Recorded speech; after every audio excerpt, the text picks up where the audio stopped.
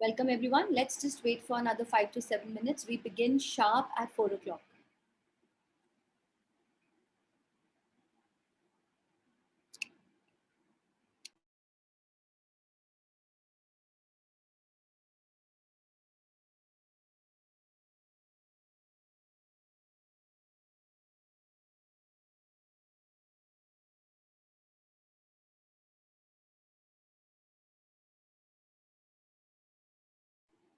Till then, we all can say hello to Madhuri ji. Madhuri ji, can you say hello to my chapter? She is heading the 75 Year of Independent Initiative in nationally. And she's come to this event and I thank you for her joining in. Hello everyone, and many congratulations for pulling off this great event that we're going to be watching today. Thank you, Madhuri ji. Thank you. It's all your guidance, and we'll do a few more in the coming year, keeping this theme in mind. Absolutely, yeah.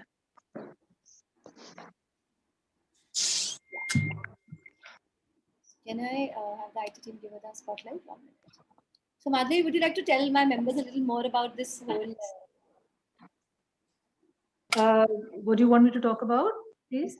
What else can we do in this theme, and what are the other that we're looking at nationally as a from Flo Ludhiana chapter? You mean to say in terms of the textiles and handloom and handicraft sector?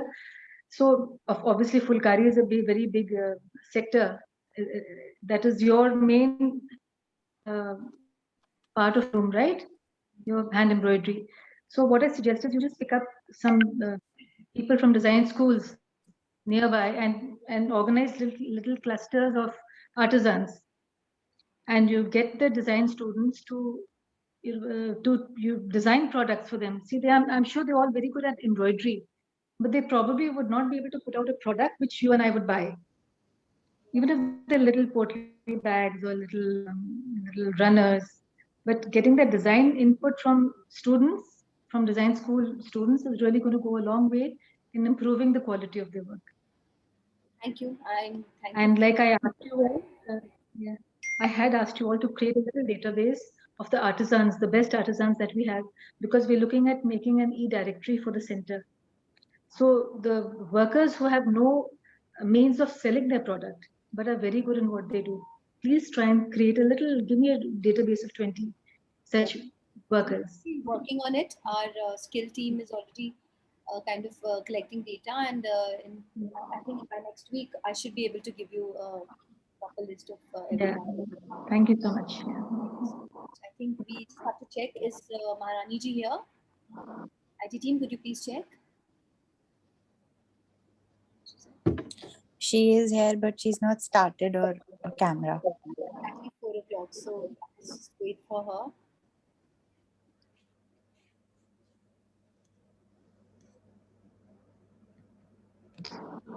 By the way, Maharani ji also, she works a lot with Chanderi. She's doing a lot of work in her state with the Chanderi fabric.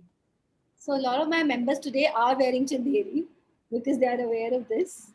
And so they said, why not? Of course, today you all are going to be, she's going to be talking more about the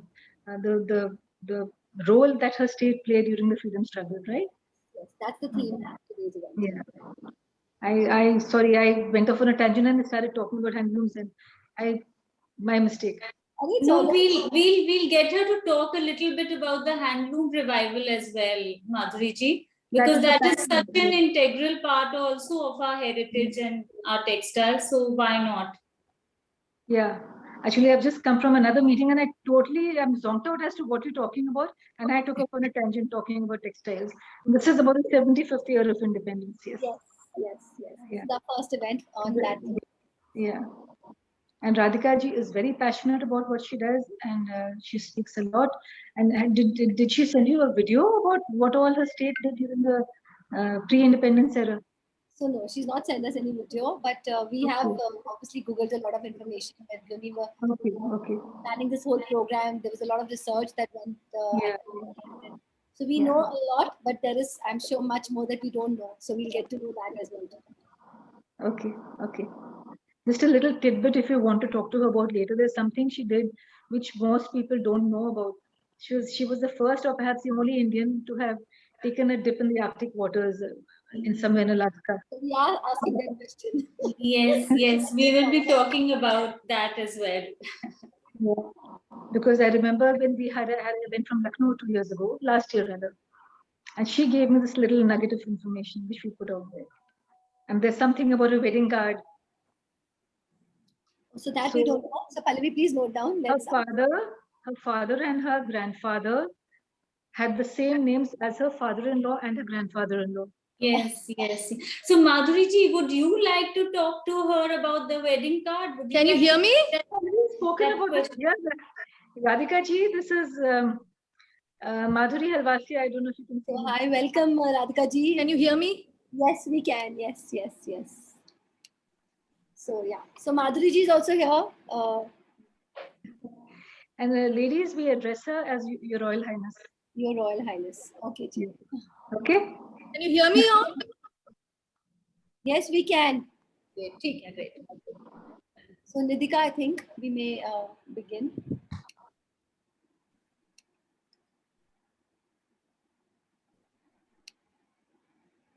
Hi, Radhika ji. Hello. Hi, hello. Madhuri here. Hello, Madhuri Madhuri. Halwasi. Good to see you. I know you as glowing as ever. I was telling the girls a few of those tidbits to ask you in between. Good to see you all. Yeah, You all looking well? yeah, absolutely. You're all well as of now. Yeah. वही है अब जितने दिन हैं तब तक. Nidhika, please begin. Hello, Madhuri. Apna Radhika Raji. How are you? Very well. You'll have to introduce yourself. Nidhika. Hello, everyone. I'm Nidhika Dandona, Executive Director, FICCI. Today, I welcome my audience and my fellow floor members to this interactive session with our esteemed guest, the modern Maharani of Indian Kingdom dynasty, Radhika Raje Gaikwad. We welcome you, Your Highness. Thank you so much. Thank you. Today, I take great pride to inform you all that we are celebrating a 75th year of independence. And to commemorate a spectacular year, our Prime Minister, Mr. Narendra Modi, has planned a series of events which will go on every week for 75 weeks till 15th of August 2022. As we all know, the participation of the public is the core spirit of any event.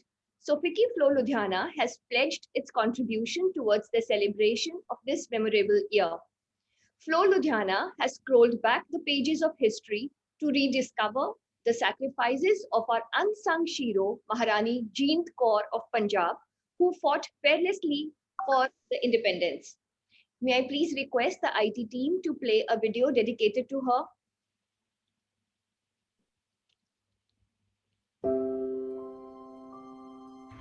जिंदा कौर कोहिनूर था जिसका आभूषण, वह थी पंजाब की रानी जिंदा कौर. राजा रंजीत सिंह के पराजय के बाद उन्हें लाहौर के शक्तिशाली गुट का समर्थन प्राप्त हुआ. पंजाब के लिए एक कुशल शासिका के रूप में उभरी, खालसा सेना का नेतृत्व किया, अंग्रेजों को लोहे के चने चबवाए, सिख साम्राज्य के झंडे को लहराया, पर अपने ही लोगों के विश्वासघात के कारण युद्ध हार गई.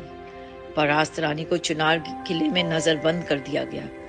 बेटे दिलीप सिंह को क्रूर अंग्रेज लंदन ले गए. बेटे के वियोग में तड़पती रानी ने हिम्मत नहीं हारी. डूबना मझधार में साहस को स्वीकार न था. वह सेविका के वेश में महल से निकलकर नेपाल गई. स्वतंत्रता के लिए फिर से प्रयास किया. उनके शौर्य की गाथा सुनकर आज भी आंख डबडबा जाती है.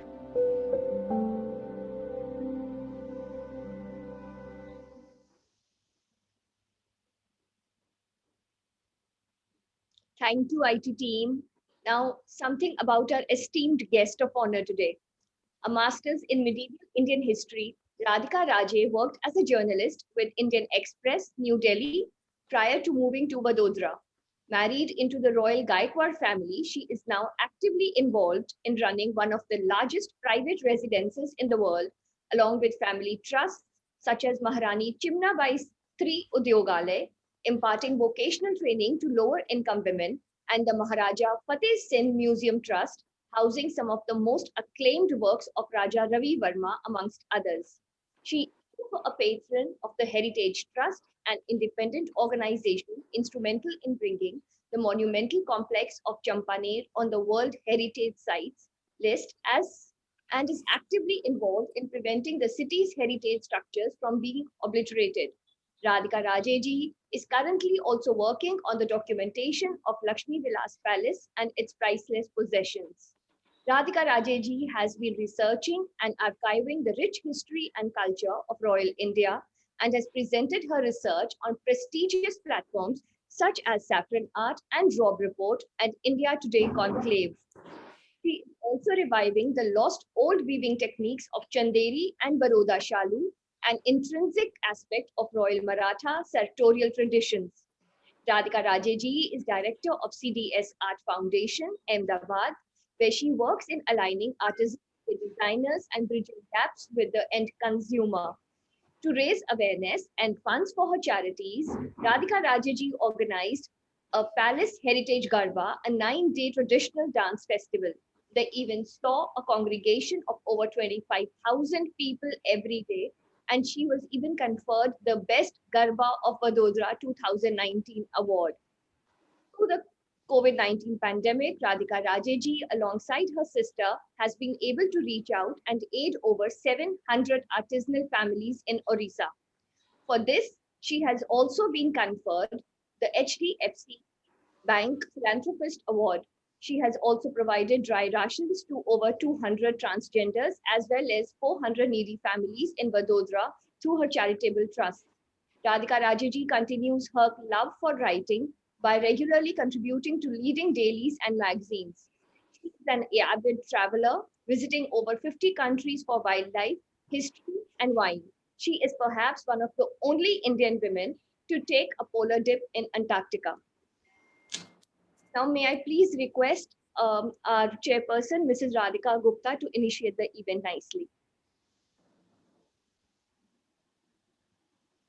A very good evening to my dear Flow family. The independence of India, celebrated on 15th August, holds tremendous ground for all citizens of this country, since it reminds every Indian about the dawn of a new beginning, the beginning of an era of deliverance from the clutches of British colonialism. We feel very fortunate to be citizens of a country which is a land of billion-plus people, achieving feats no one ever imagined. We feel very proud to be able to celebrate this year as the beginning of the 75th year of independence. It's an opportunity to showcase to the world our achievements since 1947. We need to tell people about the sacrifices of freedom movement. The history of Indian women is full of pioneers. We have broken gender barriers and worked hard for their rights and made progress in the field of art, politics, and science. Let's celebrate the many first times that an Indian woman achieved something great. Wikiflow Ludhiana has dedicated a humble tribute to them. Can I have the IT team play the video, please?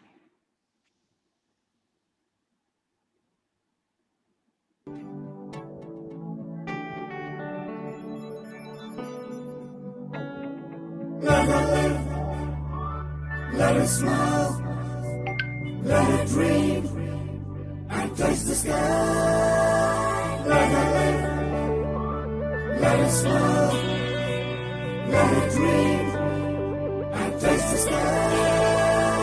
Touch the sky. Let her live, let her smile, let her dream, and touch the sky.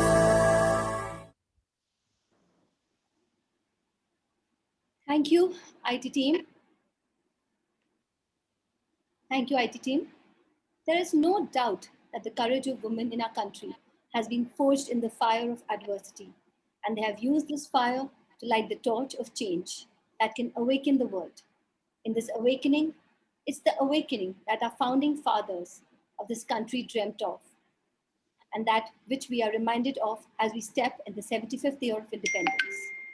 Jawaharlal Nehru made a tryst with destiny and dreamt of an India that awakens to life and freedom. He also said A moment comes, which comes but rarely in history, when we step out from the old to the new. When an age ends, we all are living in one such moment. Today is our first event keeping this theme in mind, where we'll talk about how the royal family dealt with the freedom struggle. There are many untold stories and sacrifices and facts.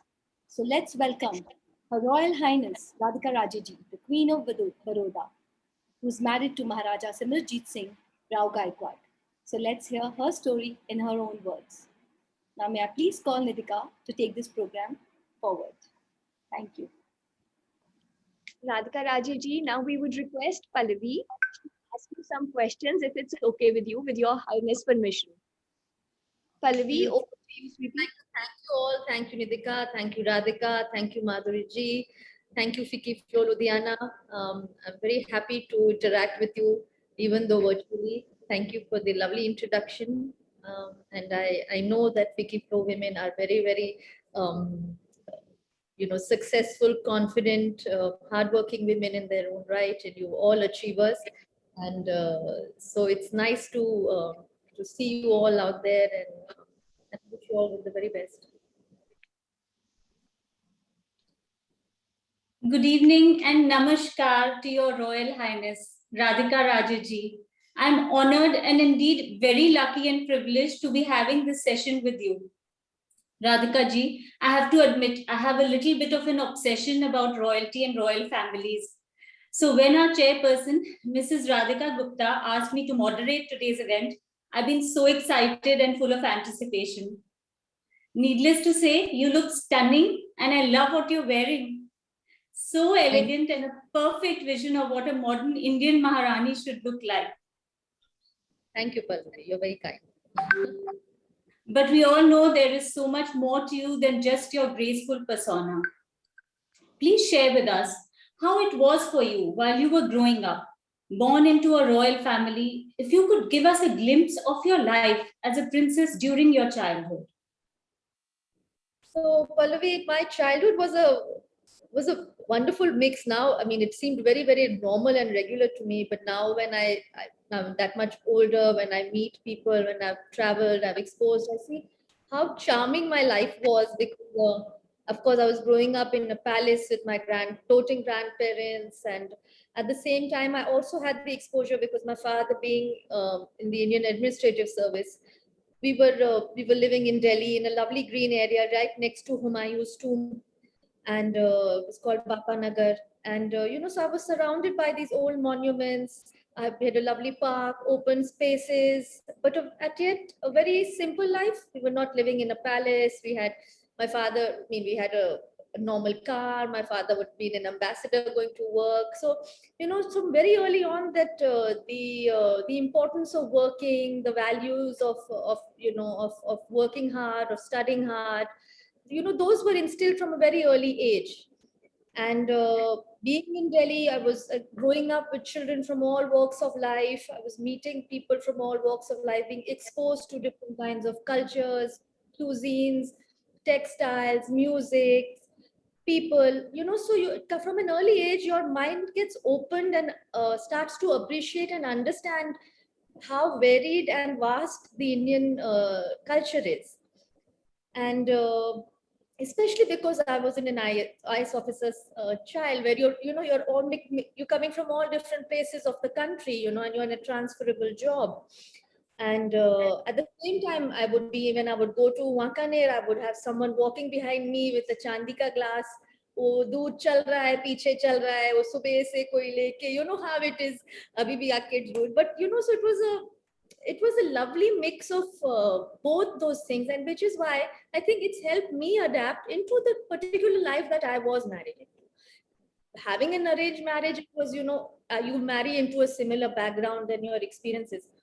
But because I took that along with the modernity and exposure, I was able to, bring in both those aspects in my life and make it more wholesome. So it was not like ekdam hi out of depth, Maharani ban gayo. It wasn't that, because I had that background. At the same time, I wanted to work. I wanted to, make my life of some value. Not just sir dhake aap, you're just playing a token role. And the more I went into history, when I go back to what my grandmother or my grandmother-in-law, my mother-in-law, I realized they were all doing something. We have this image because parda system काफी पहले होता था, but even those in parda system were so active. They were always doing things with their lives. They were much more exposed, much more confident than many women even today. It's just that they are typecast in a way क्योंकि sir ढकते थे कि साड़ियों में ही दिखते थे. We have this kind of a stereotypical image of what women were. Like how you just mentioned Chindan Kaur. What a powerful and impactful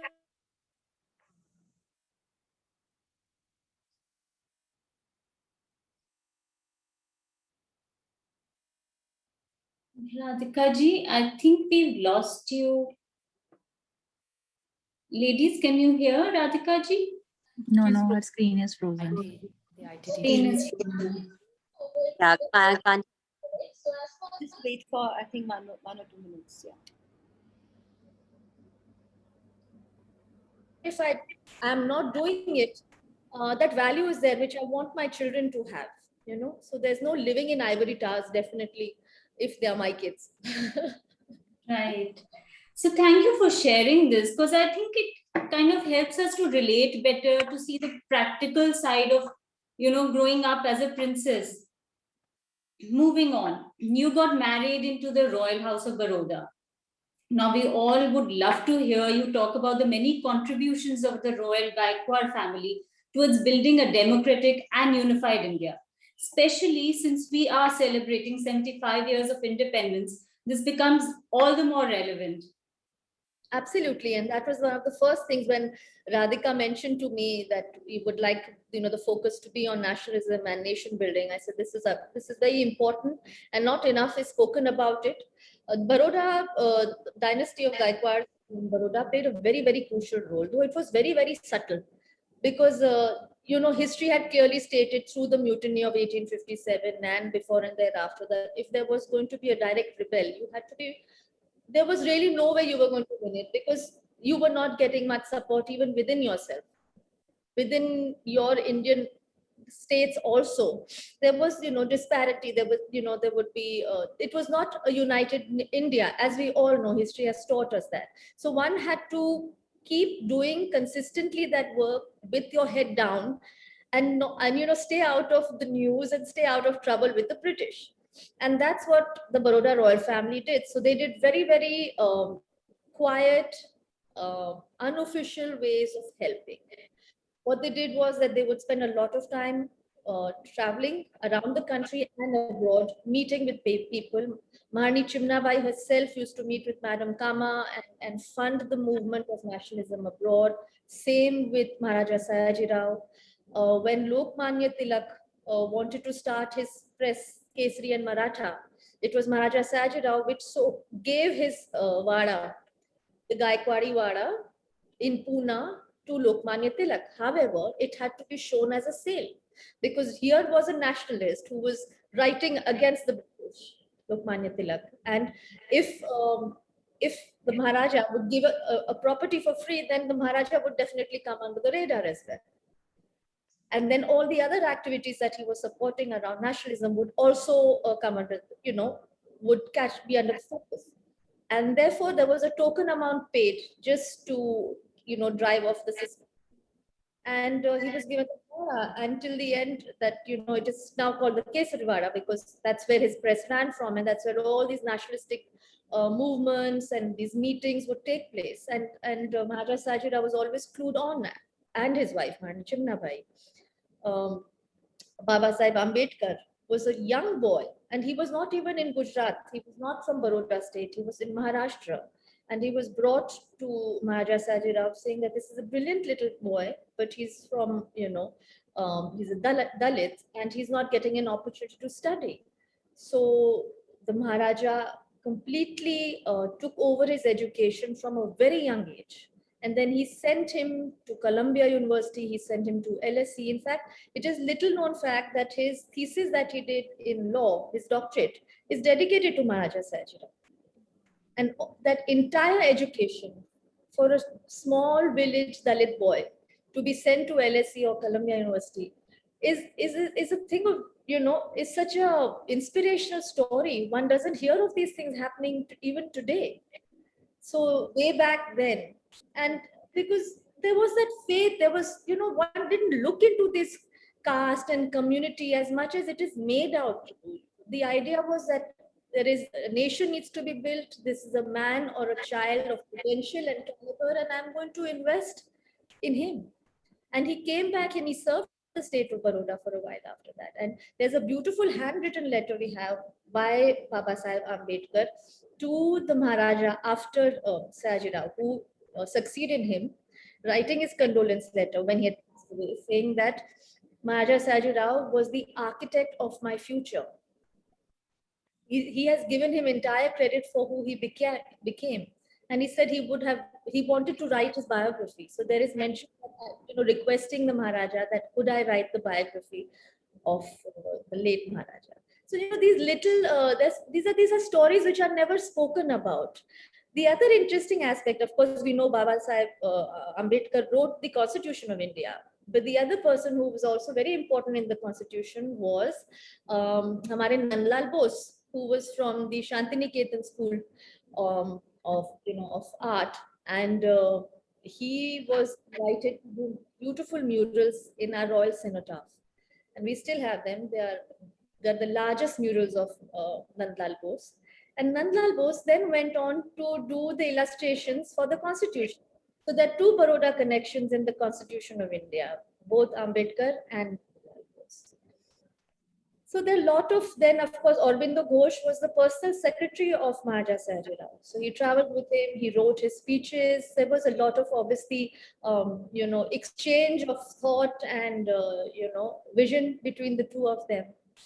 So a lot of these, future architects of India have emerged with a push from Baroda patronage.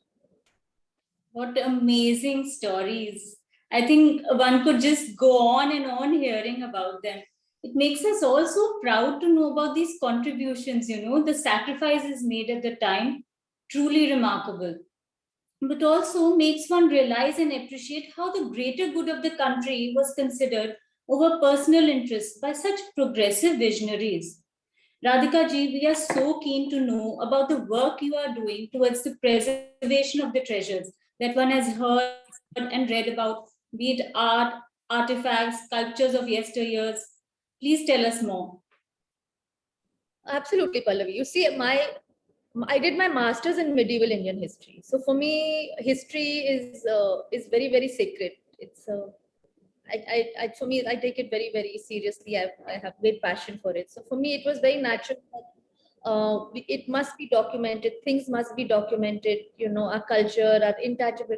One must understand, Pallavi, कि जो हमारे palaces है ना, ये लोगों को लगता है कि they are very beautiful and they're spectacular, and that maybe the families are not even deserving to live in it. These are just symbols of, of luxury or decadence. People have a lot of opinion on these matters, both good and bad. But in my opinion, when I look at a palace and if there's a family still living in it, it is a small universe, a small sanctuary of culture and tradition continuing down those generations. Because किसी के पास भी पुराना घर होगा, आप देखेंगे कि उनमें कुछ ना कुछ वो तहजीब, वो तरीके चल रहे होंगे.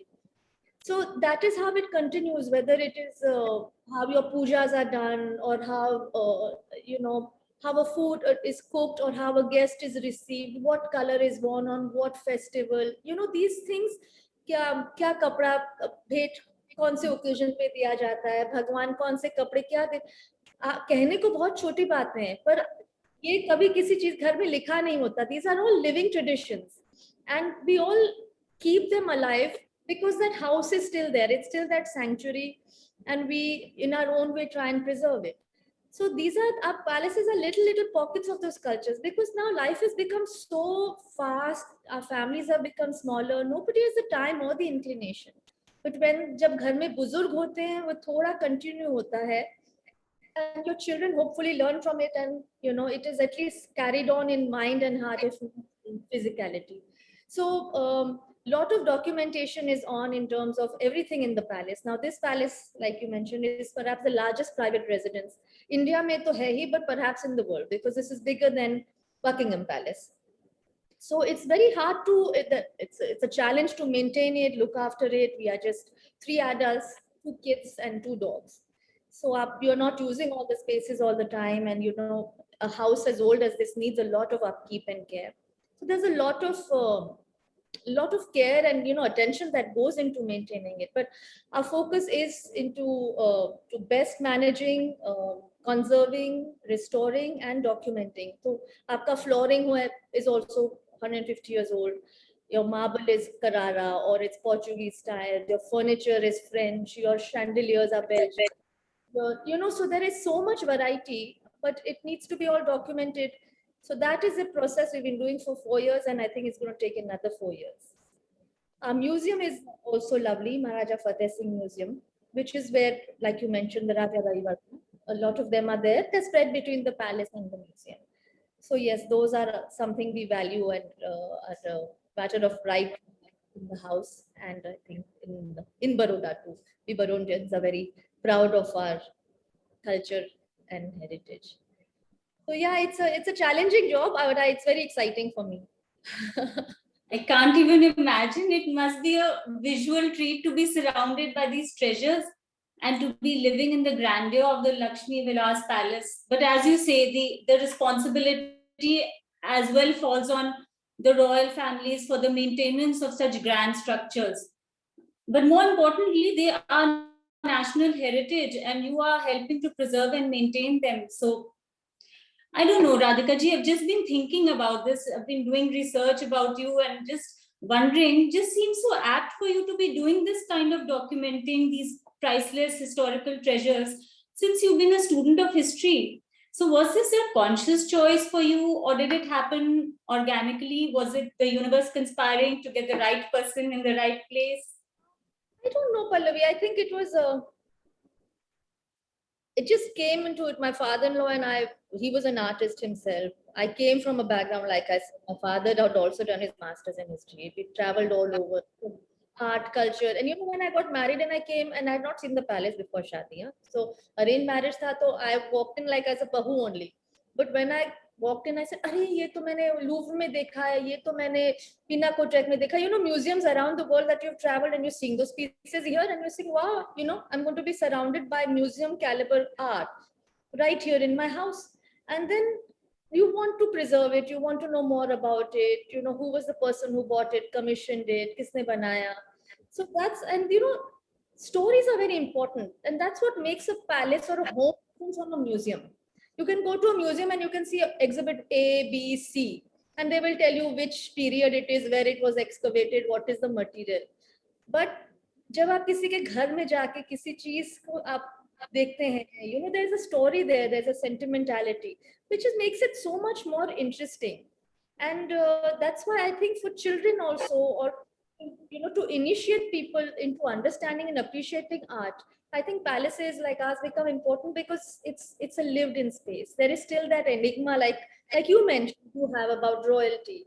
Or usse ek, you want to learn more, which is sometimes in a museum you have, it's hard to feel. We would love to come see your palace in person, Radhika ji. The museum, I would love to come and see the view, all those beautiful pieces. I've been reading about all those, as you can see in my backdrop. There's some books lined up there. I know, I can see them. So, Radhika ji, we have a little surprise for you today. A blast from the past, so to speak. So our very dear friend Megha Jain is here with us, and I believe you have been in college together. Hello. College together, yes. And I'm perpetually in a house. Yes, we used to live in a very high. Firstly, hello. How are you? So good to see you, Megha. So good to see you too. Thank you, Vicky Flo, for getting us together here. even if Thank it's you going for me. Thank you, Megha, for coming in. It's so nice to see you two bond. I think after ages, you guys must be meeting. Yes, Yeah. yes. Same. In person, I mean, yeah, this is not in person, but however much it can be, it's been so long. I think after college, that's when we last met. So yeah. Then we've been, of course, on and off in touch. Yes, yeah, that we have, and I'm sure it's going to be much more now. How nice that. It's so wonderful to see, but she's always, Radhika ji's always had this vivacious, full of life, go-getter kind of personality, even in college. She was always on fire, wanting to do something. So it's totally goes in sync with where she is right now. Thank you. Fabulous. Great to see you. Thank you, Megha, for coming in. Thank you. Thank you.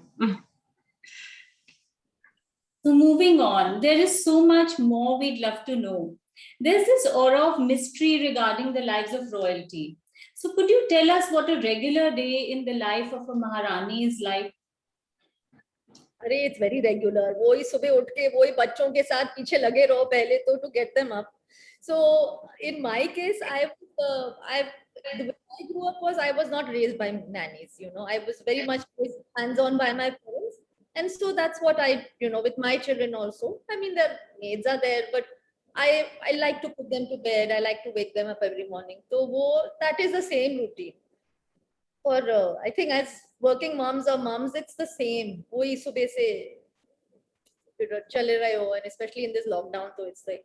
Yes, but also then you give in to your passions and you go into your museum, I'm sure, go into the palace and look for some artifact to document, I'm sure. It's a very exciting job for me. But yes, the whole conscious effort is to integrate the children into it so that they start understanding and appreciating and valuing what they have. Because what happens if you grow up around it now, very often you don't appreciate it because wo ghar ka hai, you know, it's not something you really look and say, oh, this is a masterpiece, or this is 125 years old. This is a, you know, whatever. It's something that's hanging in your wall. You remember, you know it. If it's gone, you'll miss it. But what exactly, you know, it's important to understand that. So that is something. And now my elder one is 14, younger one is 12. इस उम्र में इनको थोड़ा समझाना मुश्किल ही होता है. You know how they are when they're semi-teenagers. But yeah, try and initiate them into it. Like today, we were doing this donation, we were distributing dry rations to a certain section of society. So I took the girls, I need to miss school, and I took them. That, you know, this is, and then they, you know, make them interact with them, ask them their names, how many family members they have, what is their condition. So wo thoda, you have to see it to understand what the world is going through, what the country is going through, how we can actually help, even in a very small way. It is possible to. So I think you can only lead by example. So it's always an effort to do something and hope that they are imbibing and slowly initiate them into it. So that is the big challenge for me, that I consciously try and, you know, do every day. That whatever I am working towards, they also kind of appreciate it, understand it, and hopefully take it forward. Yes, I think being so approachable, so down to earth, practical and pragmatic, I'm sure you're doing the best a mother can do. I think it's applaudable the way you. Try, Pallavi. So since we are talking about your life and work you've been doing in the palace and beyond, were there any challenges you faced when you married into the royal house of Baroda? Was it overwhelming at some point? I can't remember it being overwhelming. Actually, it dawned upon me much later that how the importance of the family, really, because I got married at 23. I was in Delhi. I knew royal family here. So that area is all the ticks are there, you know, it's all. But coming to Baroda, I remember when I got married and came, for 3 months, I was out lunch and dinner. So, you know, there is that much goodwill, there's that much, you know, it was a very big deal for the people of Baroda that, you know, the prince is getting married. And so that was a new experience for me. You know, when you go back to your village, you are ghar pe, you are sitting, you're like a kid, you know. But when you arrive, suddenly there is a complete upscaling of your stature, because you come as say a Yuvrani, or you know, as a princess, as an officially married. You know, people want to see you. There's a lot of, you know, curiosity. What you know, a lot of that is there. So it's a new experience. And main thing was that how much loved the family is. How I was just completely taken over by the warmth I received, and the affection and the whole excitement that the marriage brought. I mean, it was for days that I was still reading about it in the press. Aisa hua shaadi mein, aisa hua shaadi. And you know, but it was not coming from a place of a page 3 news. It was just coming from a place of, you know, everyone just rejoicing in, you know. So in that way, I think all royal families, I think, small. It's like a little bit like England, where you know, it's a one unifying aspect, in some way symbolic, that this is, you know, stands for Baroda, you know, the heritage and culture of Baroda. So there's a, you know, they have that positive warmth for it. Well, we have to acknowledge you're doing a fabulous job at keeping up the great work that was done by your ancestors. So I'm sure you are really valued in that family by the work, in fact, that you're doing. So I'm intrigued, and I admit a little curious. Do tell us about your personal style. What do you prefer to wear on a, say, a regular day? And also what you would wear on special occasions? We would love to know about the textiles and handloom revival by you and the family. So on my day-to-day basis, I used to wear a lot of salwar kameezes in the day, which has changed in the pandemic. I've come down to trousers a lot more. But yes, I like natural fibers. So I don't like synthetic, like viscose. I'm not much for that. I like our cottons and silks and muslin, which goes perfectly with our Indian climate. So that is my personal style of dressing, whether trousers, or salwar kameez. I'm more towards the natural fibers. Or when I have to go out, or when it's an occasion, I always prefer to wear a sari, because I enjoy wearing them. And I feel it's also something, you know, everyone in the family, royal family, our house has always been in saris. So it's giving respect to your position as well. It's not, it's never been said ki tum sari hi pehno, but I know there is a demurity which comes in. There is a kind of a persona that is created when you wear a sari. You know, the kind of respect which people give you, it's just acknowledging it when you wear a sari. So, and I'm very comfortable in saris. And my love for textile is such that I can really experiment and enjoy. So usually it's saris. Even on a fun evening, sometimes just with friends, I'm very comfortable and happy to wear a sari. The other part of your question was about what was it? I'm sorry, Pallavi. The textile revival, because would love to hear. We're so grateful to you and your family for reviving. I'm not going to divulge it. I would like you to talk about it. Yeah, so it's actually credit goes to my mother-in-law, because she's so beautifully preserved all the textiles of the house. And my mother also very passionate about textiles, so she is also preserved from her side of the house. So I keep getting chota pieces, bada pieces. This time my mother's got me a lovely corset, lace corset, with garters. So obviously my grandmother, nani or dadi must have been part of her trousseau or something, you know. So it's very exciting to see these things come up. And so in terms of our revival, my mother-in-law preserved beautifully these old textiles. And they were mainly chanderi, because chanderi was most commonly worn in our household. Unlike many other Maratha royal families, chanderi was more here, because यहाँ पे ज़्यादा ठंड नहीं होती थी. So like Paithani and all would be in other parts of Maratha Empire, but in the Baroda royal family being in Gujarat, they would wear more of chanderis. So Chanderi is a weaving set town near Gwalior, and my mother-in-law is from Gwalior. So she was very familiar, and she was, go and order sarees, sarees from the weavers there. And then we just started interacting with them again, especially because we were having an exhibition of Raja Rai Varma. Our paintings were going to National Gallery of Modern Art in Bombay in 2006. So we said, let's do a show with that. Now, why don't we, Satya Paul was doing a show. They requested us to do a show inspired by Raja Rai. They were going to do paint sarees, drawing inspiration from our paintings. So he said, "Apan kyun nahi kar rahe? Why don't we also do our own sarees?" So we started engaging again with the weavers. My mother-in-law picked up motifs from the paintings of Ravi Varma, which we have in our collection.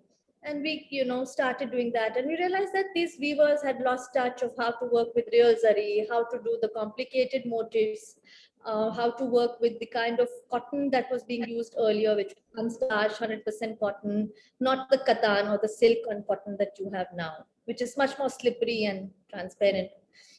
So वो पूरा process start हुआ, and just we realized that the weavers had nothing to show for what they had created, generations earlier, because वो तो बेचारे बना के बुनकार थे, उनके पास कुछ archive तो था ही नहीं. There was no concept of taking pictures. I'm saying 80 years ago, 100 years ago. So we were able to show them these designs, and we said, हाँ हमने सुना था ये बनता था, इस family के लिए वगैरह वगैरह. So get them basically back into doing the more complex designs, the more sophisticated thing. And then also there was another fabric which was woven in Banaras called the Baroda Shali. And the more I asked about it, nobody, the fabric was unknown to people. The complexity of the motifs was unknown. And then we started working in Banaras weaver and start seeing, see that come alive. So we start work, and we had one collection last Jan, and then of course lockdown ho gaya, so not been able to go back and work with more colors and motifs, but it was nice to see that textile also come alive.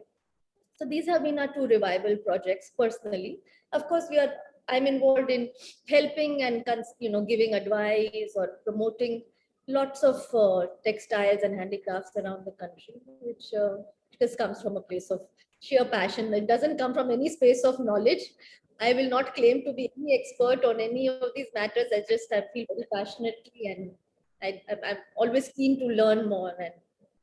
No, but we can see that you have this very eclectic style that comes kind of naturally to you. And I've seen some photos in which you mix and match all these various different handlooms and carry them off so elegantly. So great job. I think we're all in awe of what you're doing. Thank you. Thank you, Pallavi. So as a woman of today's modern, fast-paced world, please share with us your vision, your aspirations, what you'd like to achieve further on. Do you see yourself joining politics and taking on the helm of the planning and administration of your region? Or would you rather focus on other aspects instead? So if Madhuriji is there or not, she has been very encouraging, and of course telling me that I should seriously consider politics. And who knows tomorrow? Where, I like to keep myself open to all different experiences. As of now, I do want to concentrate on collating all that there is there already within my discipline, in terms of the history, art, and culture, to kind of put it all together, and serve it and document it. So that is my big project, and also to raise my girls well. That is always going to be my primary focus, is raising my children.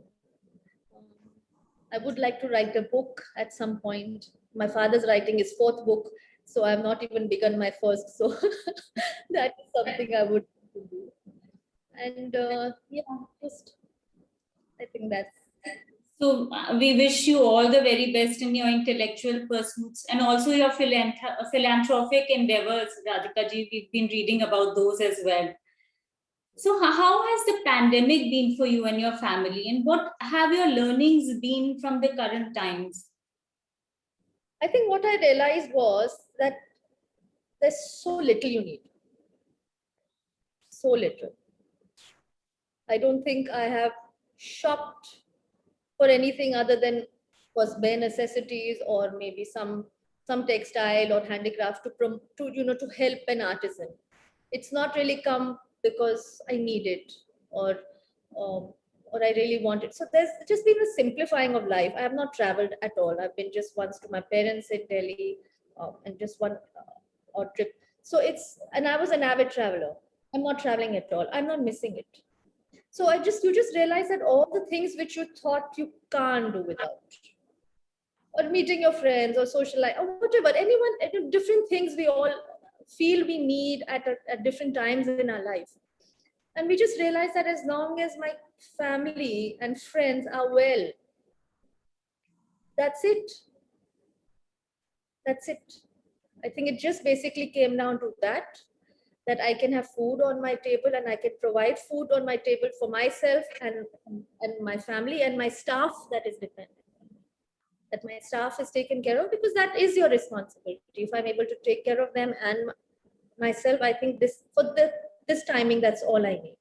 I think it just taught us to not look too much in the future, to live in the moment more so, because there is no telling in the future.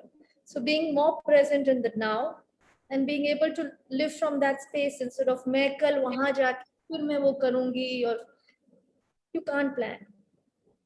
And I think as a family, we spent a lot of time. I didn't realize how much my husband can binge watch Netflix. So we did a lot of that. And it was different. I thoroughly enjoyed the first half of it. I enjoyed my house because there were no visitors. Staff ekdam kam tha, you know. So you just you can hear your thoughts.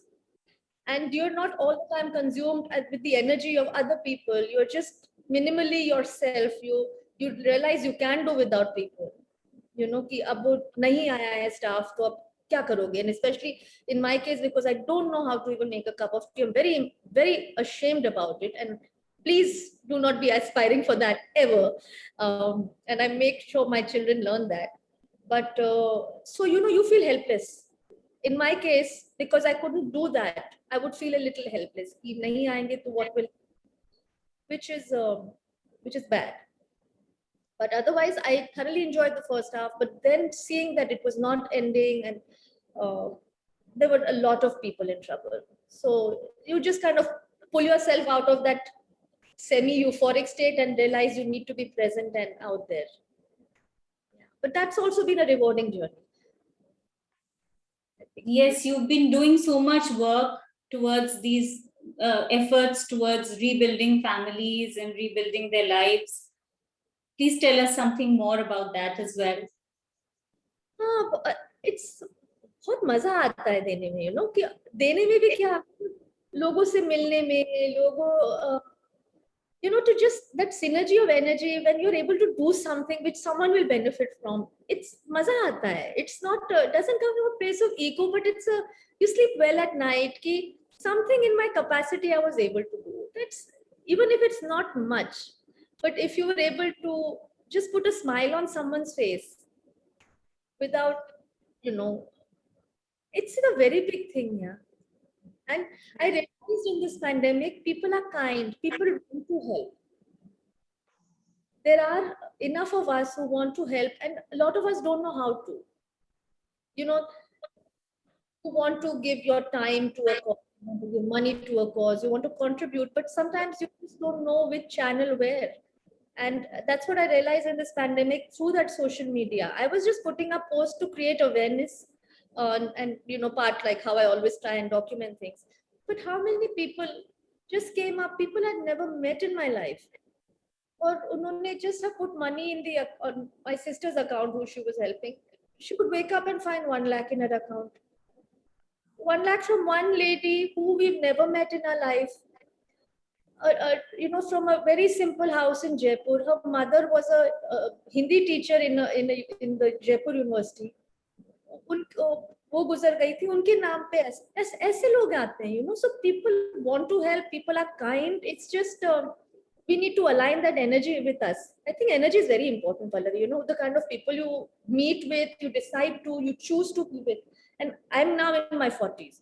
So I'm now very clear about who I want to be with and not to be with. I think you kind of clutter yourself with so many people. And I say that to you because so many of you are young women. And because you feel of societal pressure or work pressure or family pressure that you must be seen with a certain crowd, you must socialize or you must entertain. It takes away a lot of your time and energy. So true. Radhika ji, such an insightful session. Thank you, Your Highness. It has been so wonderful interacting with you. An absolute pleasure talking to you. Now, can I call upon Nitika to please take over?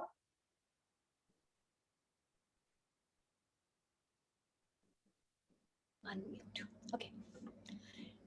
Radhika ji, we have a lot of curious audience amongst us. They would like to ask you a few questions, please, if it's okay with you. Of course, please. Yeah. May I please call upon Puneet to ask her question? Hi, Radhika ji. Hi, Radhika ji. Hi, Puneet. It's a pleasure to have you here today. I do believe you have an adventurous side to you as well. Your love for nature and wildlife. I know that you have over 52 stamps on your passport, but there's one trip, your Antarctica trip, which is really exciting, and we would love to know about that. Could you please shed some light on it? Yeah, so I went to Antarctica about 10 years ago, and it was just my sister and me. I'd left my 2 girls behind. They were 4 and 2, and just the cruise alone was 18 days. And it was the first time that I think we were leaving our families, including my father was leaving his 5, and we were all the 3 of us going on this trip. And mother के साथ travel किया है कि but father के साथ 18 दिन cruise में कैसे जाएंगे? Will it be as much fun? And it was just great fun. We were 3 of us in a cabin, and we just saw new sides of each other. The way we interact with other people on the boat and the hasi mazak, and it was just another world. It was, of course, Antarctica itself is it's another world. It's nothing like you've ever seen or experienced before. And the minute you are there, because there's so much white and there's nothing, it's total decluttering. Your mind also declutters. So it's a very, very spiritual experience being rocking on that boat, watching penguins or seals and these glaciers. And it's just, you feel a speck. You feel in that whole universe, you just feel a tiny speck. And you realize how inconsequential you are and your problems are in the scheme of this universe. Just is a very humbling and beautiful spiritual experience. I would recommend it to anyone. I don't know kitne saal they will do it with this global warming and things like that. But sometimes these experiences just help you go even deeper into yourself. Like I think pandemic has been for all of us. We've all been able to, reconfigure our thinking and life. So Antarctica was like that for me a little bit. That's really fascinating. I believe you did the polar dip also, which was so exciting it's an experience in life. Yeah, it was. I felt very brave and very, very chaffed about it. Yeah, it was.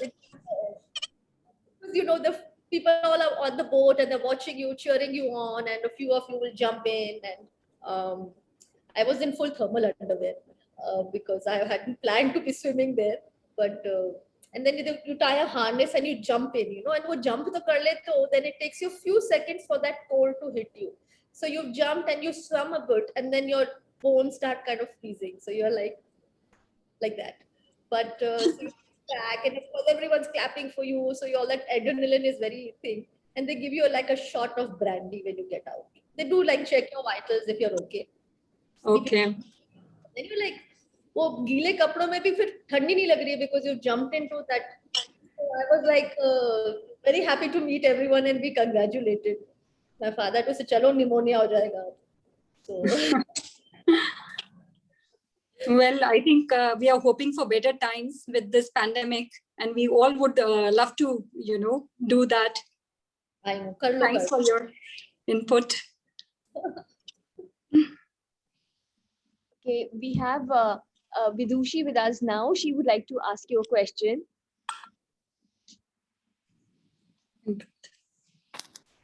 Hi, Vidushi.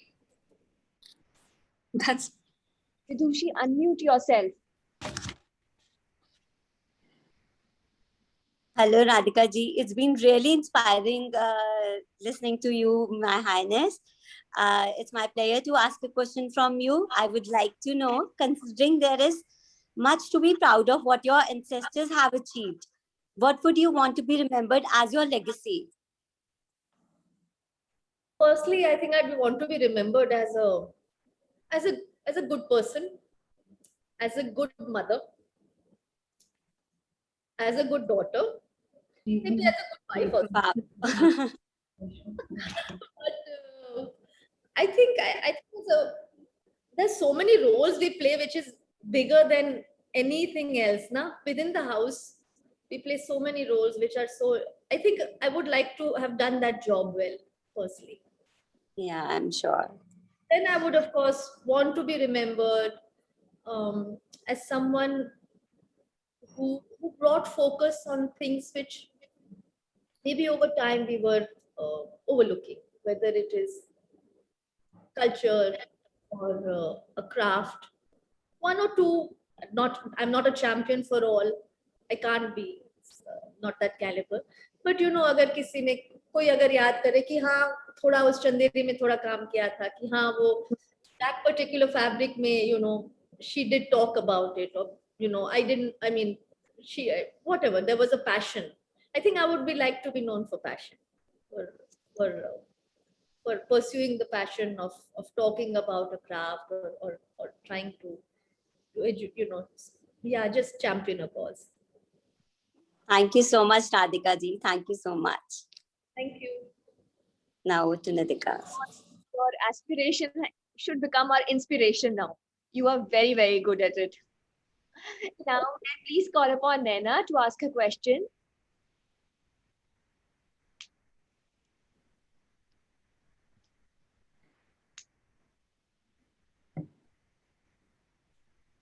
IT team, please the spotlight on Naina. Yeah, we've put the spotlight on her.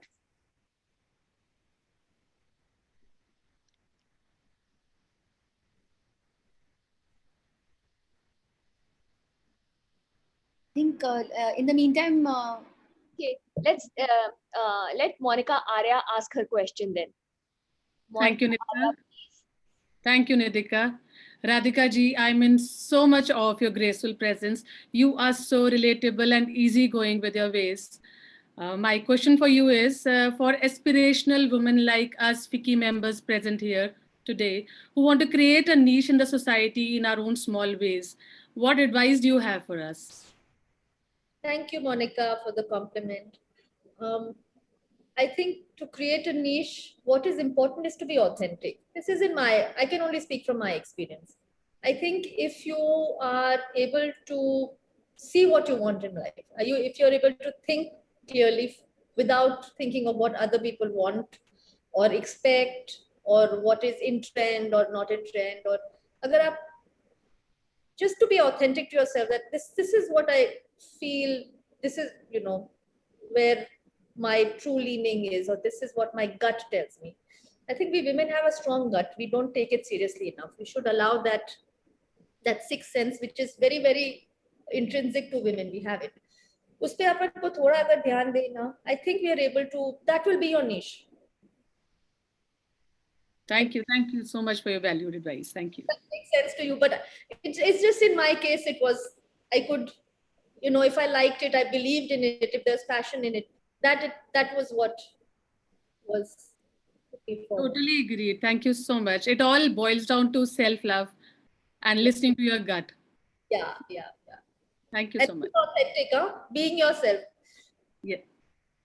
Thank you. Now, may I please call upon Pooja Tulli to ask her question? Hello, Radhika ji. It's been privileged to have you among us. Hi, ma'am. My question to you is, you have added vitality to your royal tiara by a laudable, commendable work. You did not shy away from breaking stereotypes and redefining what queens should be. What has been your inspiration to follow this unconventional path? Good question, Pooja. I don't think I've given it that much thought. I think for all of us women, we carry so many of our family members forward, at a subconscious level. But I think my grandmother, she was extremely generous and kind. My nani, I was speaking about my dadi. My nani was someone who was just free-spirited. I mean, she would not lose an occasion to sing and dance and have fun. So she, there was not that much seriousness. She didn't take herself or life so seriously, which I think is very important. And I really value people who are able, just seek that opportunity to enjoy themselves and make the most of it. My mother's like that. To see the lighter side of life, to be able to laugh at yourself, to be able to make a few mistakes and not think it's the end of the world, and to be able to connect with it. I think my mother a lot. Now that you tell me, a lot of my mother is something I want to imbibe. कोई smile करा तो हमको आगे से हाथ जोड़ने में कोई प्रॉब्लम नहीं है, उसमें like wish people. Don't stand on formality, go up and speak, make people feel, I think that is there, that just that accessibility to be able to relate to people, that has come from my mother a lot, that there's no chota bada, whether in stature or in age, just connect with people, ask questions, be curious. So to have that curious mind, and that's, you have to have a learner's head, if you are, especially in professions like you. I think curiosity helps, because the more you want to learn, the more you actually benefit and grow and bring that out in your businesses as well. So yeah, my mother-in-law, absolutely so emancipated, so modern in her thinking, so practical, yet so elegant, so traditional. So many strong women around me. Strong not in the conventional way. My mother's always had her head covered. She's always in the background, but background mein sabse baat karengi, She's not in the doesn't want to be in the focus. But everybody loves her wherever she's. So that's lovely, They're all different women, and you just kind of, I can't say one person really who's been that. So you try to inculcate the best from everything. Yeah, but again, and everybody. कोई किसी का वो जो आ जाता है, what you feel, you kind of learn from it and you take it in. It's not like I must do this the way my mother-in-law does it. अब उनका पल्लू हिलता नहीं है उनके सर से, मेरा क्यों हिल गया? I'm terrible at this, or you can't. It's just subconscious level में you're learning, and of course habits try and imbibe. So oyster is not your world, and you're trying to make yourself more learned and more improving yourself day by day. Absolutely. Thank you so very much. Thank you. Thank you.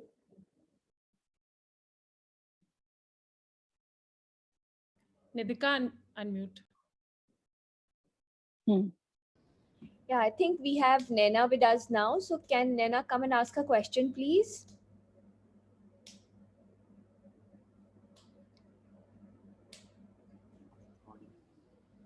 Nena needs to unmute herself.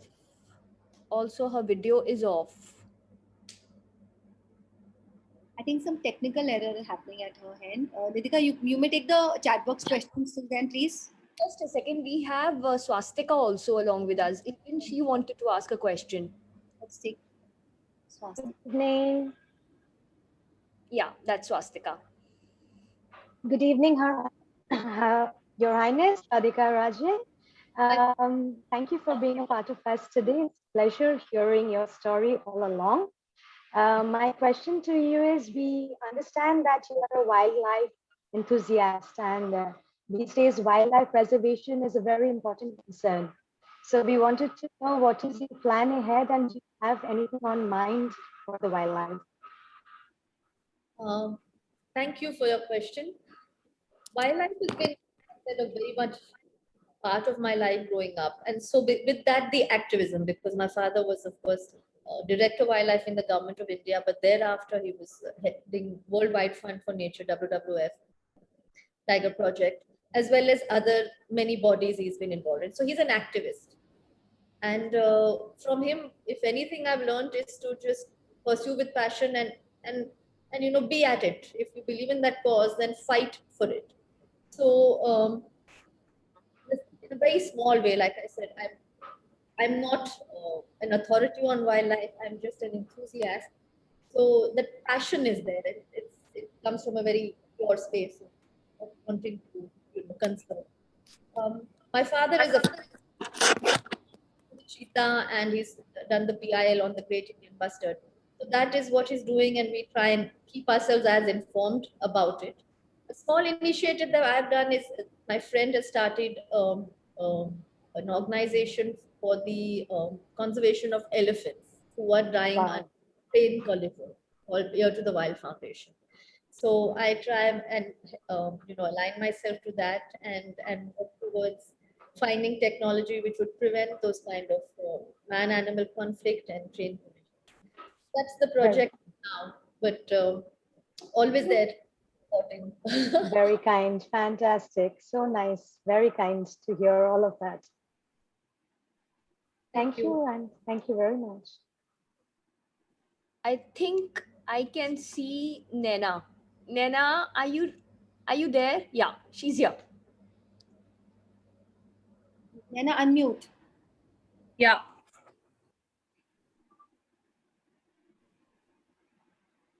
Yeah, I'm there, guys. Yeah, Nena, you can ask your question. Yeah, hi, good evening, Radhika ji. I hope I'm audible. Absolutely, you are. Yeah, thank you for such an impeccable session. Today we got to know like so many things about you, but you know, in India, like we can't end the conversation without asking or something related to food. So the Royal Kitchens of India, like, have been really famous for hosting people from all around the world, like since centuries. So like my question is, which like secret dish or recipe you prepare when somebody like special is arriving at the palace? Thank you. Thanks, Nena. So like I mentioned to you earlier, I'm zero with cooking, but I enjoy khana, and I can really tuck in. I'm a big eater. So, but the thing is that our family recipes are a lovely combination. They're Maratha recipes mostly, but they've been to personal taste. So there will not be the typical Kolhapuri rasa, or though they're different. And my personal favorite is we have this lovely jhingyatsa lonsa, which is jhingya is prawn, and lonsa is pickle. And we have this lovely prawns which you get in Baroda. They're sweet water, so they are not.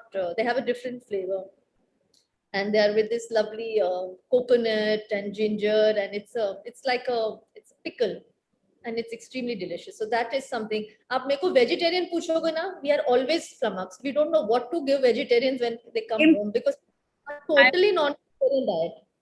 Yeah, it's the same with us. Like I'm a hardcore non-vegetarian, so prawns, anything like all the non-veg food. So I'm glad to know that about you also. Yeah. Thank you. Thank you so much. Radhika ji, we have some questions in the chat box. If it's okay with you, I'll ask on behalf of those girls. The first one is from Rajita. She's asking, did it go well with your family when your father decided to give up his royal title to become an IAS officer? Yes, actually it did, because by then the independence had already come in. It was post-independence. His grandfather was alive, and my father, there are two brothers, and both my father and his elder brother were encouraged to go out and work. So my uncle joined politics, and he was the first environment minister. Oh, wow. And and my father, had leanings towards the administrative. He was not politically inclined. So they were, the whole thing was ki aap jao, go make a fortune. India is changing. One doesn't know what, the future holds for families like us. So go and pursue something which is your passion and could become your profession, which is what my father always said. Pick a profession that is a passion. And that is what it was for my father. So from very early on, he joined it because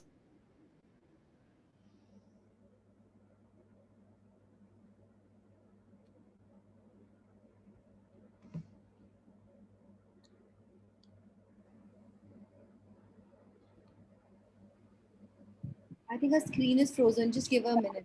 Yeah, it's okay.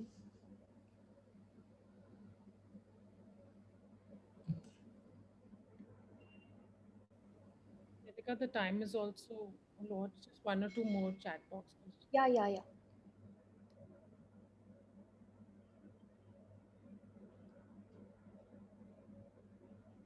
So we need to see if... Let me just ask. I'll call her up. So by that time, Nidika, why don't you call Namdasi ji and Mandeep ji to take out the best questions from the chat box? Right now, do you want me to do that? Yeah, we will save time to. Hi, so we have Namdasi ji from Kemerica, Indore. Hi, Namdasi. Thank you. It's Namdasi, please. And thank you for letting me be part of this. It was quite an insightful session. So you just want me to give you the 3 names? Yes, 3 names. Okay, so the 3 ones that I actually found very interesting were Monica Kalra, Ankita Gupta, and I think Anupama Jain. I think her question was quite realistic. Okay, thank you. So winners, I shall send you your gifts definitely very soon. We also have Mandeep ji. Mandeep ji, please announce one winner. Hi Radhika, it's been such a pleasure to watch Her Highness Radhika Rajeji. It's been a great evening.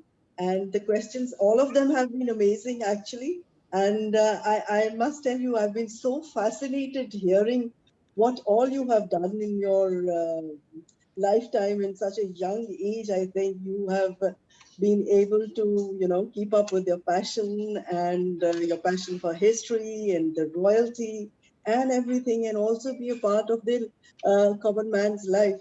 It's really great, Radhika ji. I really appreciate what all you have been able to do so far. And I also think that all the questions that were asked have been of importance, but since we have to choose one, so let it go to the one, Mrs. Rajita Goyalji, who just asked a question.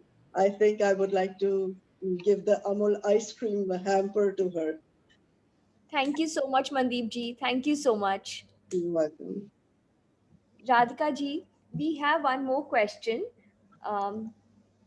This question is from Mallu Natarajan. She's asking, if you could go back in time, what advice would you give to your younger self?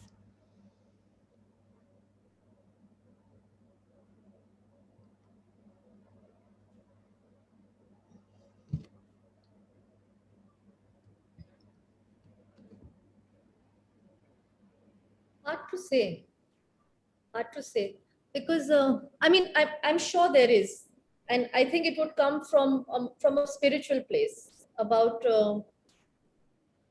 trusting your gut, about believing in yourself, not doubting yourself.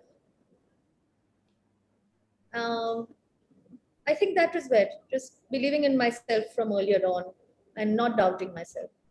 I think being just more in touch with who you really are, but that also, I understand, only comes with age. You have to have lived a certain number of life and so through certain number of experiences to be able to know, that how to connect with yourself and be true to yourself, to your authentic consciousness. I think that is the only lesson I would be able to tell. Otherwise, it's more or less, whatever, whether it was the advice of my parents or the decisions that I took even at an early age, they have, they've held me in good stead. So yeah, that is the advice I would give myself. So you want to live this life again, the same way it was? Yes, I think if I were to see, I'll tell you, Nidika, I hope I'm not born again, because I feel we are on a spiritual journey. I do hope that I transcend and I don't have to get into the cycle of rebirth.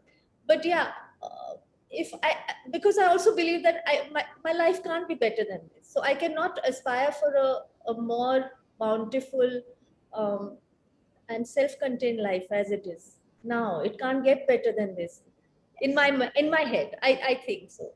But yeah, so this is the perfect life I could ask for so far. Okay, we have one question from Ankita Gupta. She's asking, what kind of values do you want to plan or do you want to imbibe in your children, as they don't have a normal life? They are born in royalty. So how would you work on them so that they do not get complacent? That's a conscious effort. Both my husband Sam and I are very, very, worried about that. And I don't mean that just because of the royal background. Yes, in our kind of backgrounds, you kind of are, that you're just brought up in this kind of a life where everything is, everyone is so loving and warming and supportive around you. So yeah, it is a little bit of a cushion life. But I think a lot of parents must be feeling this in the pandemic, that how do you really, this is cushioned life. This is a, very insulated life. How do you get your kids out there really facing the real world and knowing what the challenges are? So I think it's just, like I said earlier, it's just about leading by example. Both my husband and I work. We make sure we get up every day. We are at a, my husband's at the table since morning. He comes, at office. He comes back only late evening. I am working all the time, even when I'm there. They know that I'm delivering something, that, it is for them to see that there is work happening, that both the parents are engaged in. I think that's the best way that one can teach them the values of hard work. And as it comes to being cushioned, yes, unfortunately, being in Baroda, it is a little bit of a challenge. I did want to put them in a boarding, but that hasn't happened now in this pandemic.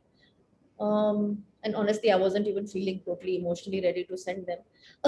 But I think those are the ways. Abhi to, that's the only way. We're leading by example in this pandemic.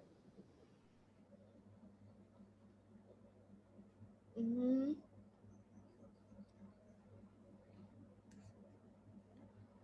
Do we have Radhika Rajaji? Yes. Yeah, she's here. She's here. Okay. We have one more question. This is from Anupam Jain. She's asking, I have read about Maharani Sita Devi. She was a car enthusiastic, using gold tongue cleaners, 30 carat sapphires. What was your take on that? And when you got married, and she finds you very simple, learned, and a practical woman, which we all do. And we would like to have a look on your Highness jewelry collection, if you have, or what is your take on those, the big precious jewels you have?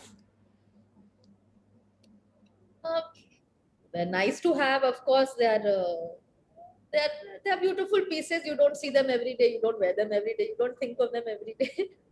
But Sita Devi was the second wife of my grandfather-in-law. She never lived here, so she was not immediate our family. She was his second wife. I'm from the line of the first wife. So the values of my grandmother-in-law, she was very simple, were very different from the flamboyant personality of Sita Devi. So the value system is totally different. Of course, she was very enigmatic to look at, especially internationally, because she was this Indian exotica persona. But the rest of the family has been very, very grounded and simple. And you'll see that in the photographs. They were all powerful women, but none of that flamboyance that you see of Sita Devi. But yeah, jewelry is important in terms of the historic value and the intrinsic value they hold. But you can't even wear those pieces day to day. They are very beautiful, but yeah, for special occasions. Thank you so much. Thank you so much, Radhika Rajeji. What an insightful session it has been today. It was truly an eye-opener. And thank you, Your Highness, for taking us on a beautiful historic journey and being so graciously charming. You are a true inspiration. We would now like to present to you a green certificate. I would like the IT team to show the green certificate, please.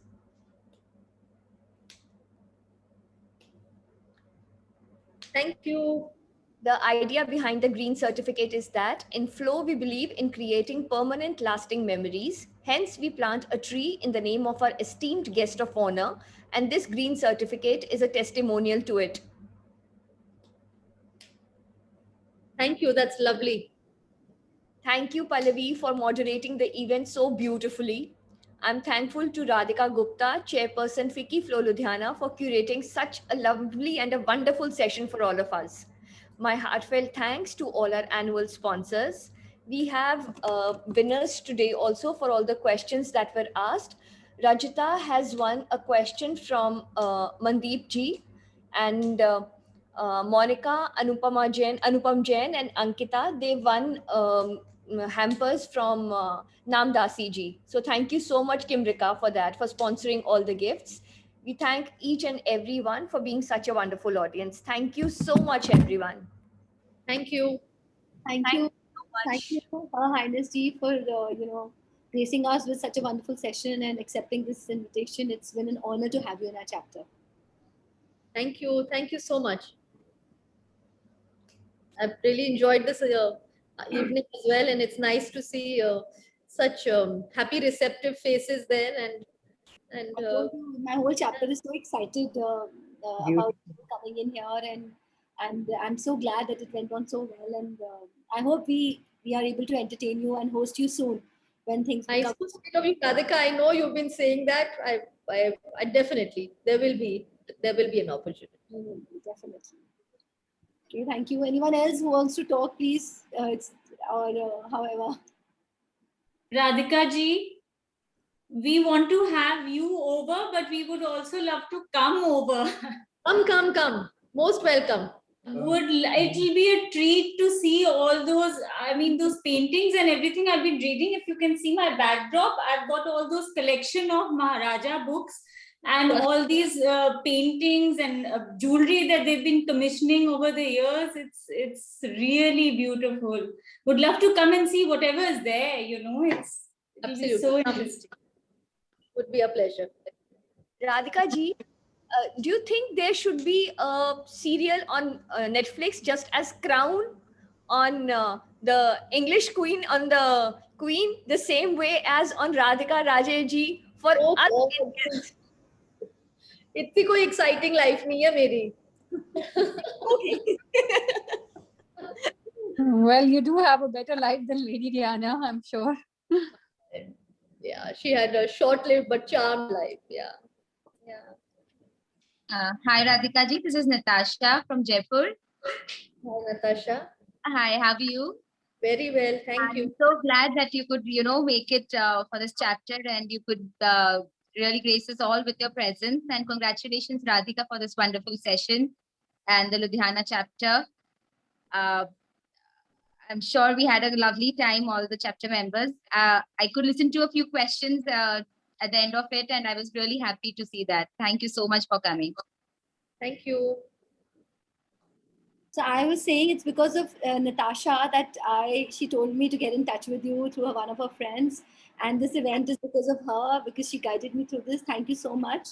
And not only this, there are many more events which she's kind of... No. Thank you, Radhika. So Radhika ji, Vidita gave me your number, Vidita from Indore. She's a very good friend of mine. Yeah, we are school friends. Seeming familiar to me, Yeah. So we have been wanting to have you in Jaipur since long, but it didn't happen during my tenure. So I said, why not during Radhika's tenure in Ludhiana? Thank you so much. Thank you. So we can call it a day now. Thank you, everyone. And it's been a pleasure to have all of you here, and hope things become fine and you all meet in person soon. Till then, everyone, please stay healthy and safe and indoors. And if you're going out, please wear a mask. Thank you. Thank you so much for having me. Thank you. Bye.